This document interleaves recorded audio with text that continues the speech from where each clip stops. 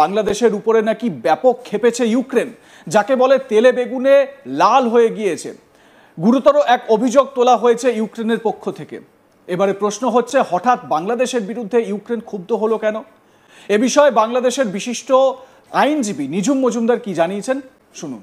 আমরা শুরুতেই দেখছিলাম যে রাশিয়ার একটা সাবমেরিন বাংলাদেশের সেন্ট মার্টিন দ্বীপের খুব কাছাকাছি এসে অনেকদিন আগেই ঘাঁটি গেড়েছিল। তারপর প্রেক্ষাপট বদলে গেছে, শেখ হাসিনা দেশ ছেড়েছেন প্রধানমন্ত্রী, তারপরে সেখানে আমেরিকা ঢুকে পড়েছে, পাকিস্তান এসে গেছে, চীন এসে গেছে। ইউক্রেনের ব্যাপারটা এবার কি হলো? ইউক্রেন কেন বাংলাদেশে এত কিছু হাঁকডাক শুরু করে দিল? ইউক্রেনের কারণটা কি? আসলে ইউক্রেনকে আমি দোষ দিতে পারি না। ইউক্রেনের স্ট্যান্ডটাকে আমার খুব একটা ভ্যালিড স্ট্যান্ড মনে হয়েছে। কেন ভ্যালিড স্ট্যান্ড মনে হয়েছে? আইনের ভাষাতে একটা কথা আছে যেটাকে আমরা বলি হচ্ছে হ্যান্ডলিং স্টোলেন গুডস, অর্থাৎ চোরাই মালামাল অপরজন যখন রিসেল করে সেটা নিয়ে সব দেশে বোধ করি আইন আছে। বর্তমানে যেই টোকাই সরকার আছে বাংলাদেশে, অবৈধ যে জঙ্গি সরকার আছে, তারা এই হ্যান্ডলিং স্টোলেন গুডস এর সাথে জড়িত হয়েছে, যেটা ইউক্রেন অভিযোগ করেছে আপনার ভারতে থাকা বাংলাদেশ হাই কমিশনকে। এই সংবাদটি জাস্ট প্রকাশিত হয়েছে দি এশিয়া পোস্টে। তো সেখান থেকে আমরা জিনিসগুলো আসলে 22 সালের ফেব্রুয়ারিতে, সেই সময়টাতে ইউক্রেনের বেশ কিছু স্থান দখল হয়ে যায়।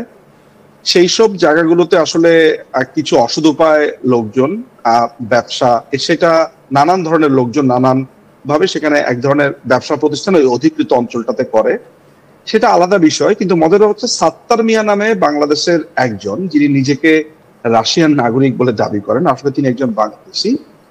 এই লোকটির বিরুদ্ধে বিস্তর অভিযোগ আগে থেকেই ছিল। কখনো অস্ত্র ব্যবসায়ী বলে নিজেকে পরিচয় দিচ্ছে, কখনো এগ্রিকালচারাল বিভিন্ন ব্যবসায়ী, নানান ধরনের আসছে তার কথাতে। কিন্তু মুশকিলটা হয়েছে ইউক্রেনে বিভিন্ন রকমের অসৎ লোকের মাধ্যমে সে যেটা করে, বাংলাদেশে সে 7.5 লক্ষ টন আপনার গম আমদানি করে।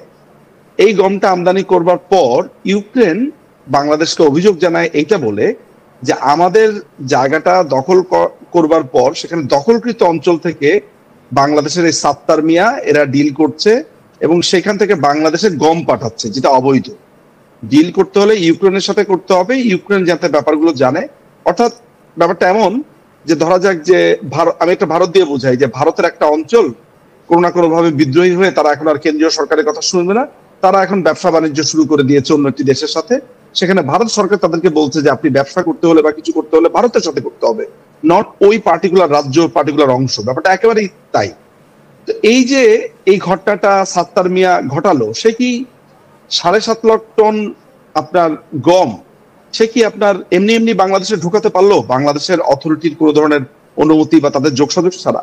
সেইটা খুঁজতে গিয়ে যেটা বের হয়ে সেটা হচ্ছে যে বর্তমানে যে আপনার এই যে স্বরাষ্ট্র উপদেষ্টা আছে, তিনি একই সাথে আপনার কৃষি উপদেষ্টাও বটে। এই স্বরাষ্ট্র উপদেষ্টা করলো কি, তার প্রভাব খাটিয়ে এখান থেকে পার্সেন্টেজ নিয়ে এই চুরিকৃত মাল বাংলাদেশে খালাস করে দিয়েছে। নাম্বার 1। এই জাহাঙ্গীরের সাথে আবার আরেকজন আছে, আপনারা জানেন যে যাকে নিয়ে আমরা বেশ কিছুদিন ধরে আলোচনা করছি, সেটা হচ্ছে কামরুল হাসান, এই যে প্রিন্সিপাল স্টাফ অফিসার সেনাবাহিনীর, যে কিনা আপনার সেনাবাহিনীর প্রধান ওয়াকারুজ্জামানকে হটিয়ে নিজেই সেনাপ্রধান হওয়ার পায়তারা করছিল গত কয়েক সপ্তাহ আগে। এই কামরুল হাসান এবং জাহাঙ্গীর এই দুজনের যোগসাজশে এই অস্ত্র ব্যবসায়ী সাত্তার মিয়া এই চুরিকৃত মালামাল ইউক্রেনের অধিকৃত অংশ থেকে বাংলাদেশে পাচার করেছে। এইটার ব্যাপারে ইউক্রেন ব্যাপকভাবে নাখোশ হয়েছে। ইউক্রেন এটা নানান জায়গাতে অভিযোগ তারা দায়ের করছে। এই যে দুটো ডেট আমরা দেখতে পাচ্ছি দাদা, একটা হচ্ছে 24 মে 2025, আরেকটা ডেট আমরা দেখতে পাচ্ছি 28 মে 2025। মানে দুটো চিঠি দিয়েছে ইউক্রেন এই বিষয়ে। রাইট, দুটোই তারা তাদের এই দুটো চিঠি কোথায় দিয়েছে, মানে কাদেরকে দিয়েছে? তারা দিয়েছে হচ্ছে ভারতে অবস্থিত বাংলাদেশ হাই কমিশনকে তারা চিঠিটা পাঠিয়েছে এবং তারা এটা জানিয়েছে যে বাংলাদেশ একটি স্বাধীন সার্বভৌম রাষ্ট্র হিসেবে তারা অভিহিত করে বলেছে, যদিও এটি একটি পূর্ব পাকিস্তান, তারপরে ইউক্রেন তাদের মতো করে আপনার বলেছে যে একটি স্বাধীন সার্বভৌম দেশ এভাবে চোরাই মাল বিক্রি করে আনবে। মানে অর্থাৎ একটা দেশের একটা অংশ ইলিগালি দখল হয়ে গেছে, সে দখলকৃত অংশের সাথে ব্যবসা বাণিজ্য শুরু করে দিয়েছে সাত্তার মিয়ার মাধ্যমে। ফলে বাংলাদেশে কিন্তু যেমন এটা একটা ভারতীয় চোরাই হাই মালের কমিশনে কেন জানালো? কাণ্ডটা তো করেছে বাংলাদেশ, ভারত তো এর মধ্যে সাথে পাচ্ছে নেই। ভারতকে জানানোর পেছনে ভারতেও কারণ জানানো হচ্ছে যে ইউক্রেনের এমবাসি বাংলাদেশে নেই।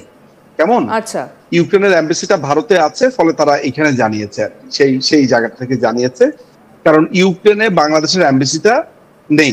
ঠিক আছে, সো ওই ডিপ্লোম্যাটিক কানেকশনটা এইটা ঠিক কবে ওইভাবে থেকে আসা শুরু হয়েছে বাংলাদেশে? মানে আপনি যেটাকে বলছেন কোট আনকোট একেবারে চোরাই মাল, এটা কবে থেকে এই ঢুকছে চোরাই মালটা, বাংলাদেশে? এই আলোচনাটা শুরু হয়েছে গত বছরের সেপ্টেম্বর থেকে শুরু হয়েছে, মানে শেখ হাসিনার এই পরবর্তী মালামালটা। সময়ে।